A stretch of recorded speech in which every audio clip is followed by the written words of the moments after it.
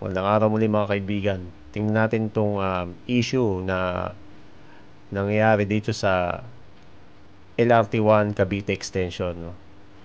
So, toward the end of the last year, 2024, ay nabuksan yung Section 1 ng LRT1 Cavite Extension. So, kung titingnan natin, ang Cavite Extension ay nahahati sa tatlong contract package. No? So, yung package 1, yung na-open na section ng LRT1 Cavite Extension ay mula dito sa end ng Baclaran Station hanggang dito sa Dr. Santos Station. So, yung package 1 nagko-consist ng Redemptorist Station, MIA Station, Asia World or PITX Station, Ninoy Aquino Station at Dr. Santos Station. So, ito yung nabuksan na section at ngayon ay napapakinabangan na ng mga riding public. No? Then, yung pangalawang section ay yung mula sa end ng Dr. Santos Station papunta sa Las Piñas Station and then doon sa Zapote Station. Zapote Station, nandun din yung satellite depot nila. No? Ngayon ay I think na nagawa na rin, no?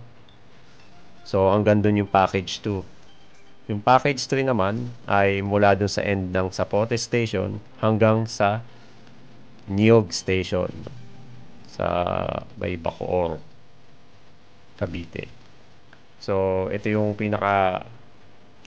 kabuuan ng LRT1 Cavite Extension. So, yung natitirang package 2 at saka package 3 ay nagkakaroon ng issue sa row. No? So, tingnan natin kung saan yun. So, dito sa mapa, so makita natin ito yung start no section 1, no? Mula dito sa dugtong ng end ng Baclaran Station, dadaan dito sa Redemptorist, then dito sa MIA Station, then sa PITX o Asia World Station, ito yung Ninoy Aquino Station, at lastly, ito naman yung Dr. Santos Station. Ngayon, hanggang dito lang yung section 1. Ngayon, pag natuloy na yung section 2, yung row nun ay dadaan dito sa gitna ng C5 extension. Then, dapat hanggang dito siya sa Zapote Station. Ito yung depot, satellite depot. No? Ngayon, ang nagiging problema ay itong itinayong flyover na ito. Malapit dito sa Bilyar Sipag. No? So, kung titingnan natin, ano ba yung itinayo na yan? Yung tinayo na yan ay yung C5 Quirino flyover dito sa may Las Piñas. So, sinumulan siya noong September 2020 and then natapos siya na-open na siya noong April 2024. So, kagaya doon sa nakapanayam si Transport Secretary Jaime Bautista, ang sinasabi dito ay nagkaroon sila ng problema sa right of way. Kailangan i-realign yung LRT1 extension dahil nga yung DPWH ay nagtayo ng flyover sa area na dapat ay dadaanan ng LRT1 Cavite extension. So ito yung balita galing sa Philstar. So, ito yung bahagi ng panayam ni Secretary Bautista. So, itong flyover na ito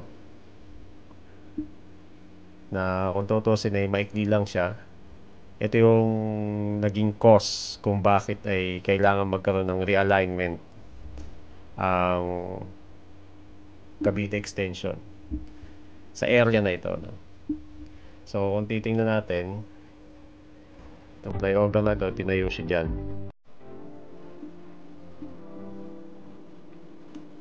So, ano lang natin, i-rotate lang natin siya. So, dito yung umpisa nung flyover. Dito sa may tapat ng Bilyar Sipag. So, tingnan natin. Ito siya. So, ayan yung parang kung saan aakyat. Diyan yung umpisa ng pag-akyat do sa flyover. Dito, entrance ng flyover. Yan, sa tapat nitong Bilyar Sipag.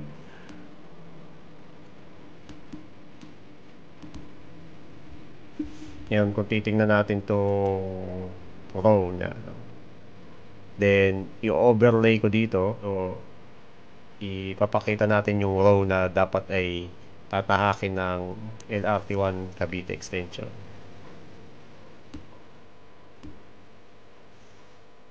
So, itong red na may mga mark ng columns, ito'y dapat ay yung row na tatahakin ng LRT1 Cavite extension. So, mapapansin nyo dito sa gitna ng kalsada siya dapat dadaan. It's C5 extension. Then, pag lagpas ng Bilyar Sipag, lilihis na siya towards dito sa area na to kung saan ay dapat ilalagay yung Las Piñas station ng LRT1 extension. Then, paglagpas doon pa rin siya sa may tabi ng C5 extension. Then, papunta na siya towards dun sa Zapote Station at Zapote Satellite Depot. Kaya kung mapapansin nyo dito sa area na to, tingnan natin kung may zoom natin. Kung titingnan nyo dito sa area na to, kung nasaan yung umpisa nung flyover, ay dapat doon yung mga columns paglagpas pa ng flyover, tsaka pa lang siya lilihis dapat. Pero dahil nga nandito na itong flyover, hindi na pwede itong mga columns dito sa gitna kasi hindi naman pwede ipatong dyan sa flyover yung mga columns at saka yung viaduct ng LRT1 Cavite extension. So, ang nangyari hindi na pwede itong section na ito kasi nga na-occupy na siya nung flyover. So, yan yung dito sa area na itong area na ito yung naging problema dito sa area na to. Kasi nga dapat dyan yung yung dadaanan ng viaduct sa nung mga poste ng LRT1, kaso tinayuan na siya. Kaya kung titingnan nyo itong area na to, ang pinaka iniiwasan lang naman itong flyover na to ay itong dalawang street na ito. Itong dalawang street na ito. So, itong Santos Avenue, and then itong Diego Serra Avenue. Yan yung iniiwasan niya, yung mga intersection na yan. Then pagdating dito ay baba na ulit siya. So yun lang, maikli lang. So dahil dito sa flyover na to, yan, ay nagkaroon na hindi na pwede yung alignment, yung lumang alignment ng LRT1, at yun yung nagkokos ng delay, kaya hindi pa pwedeng maumpisahan yung section 2, no? Pero yan, balik tayo dito. So ngayon, kailangan nilang gumawa ng paraan para maiwasan yan, which is either ililihis nila, no?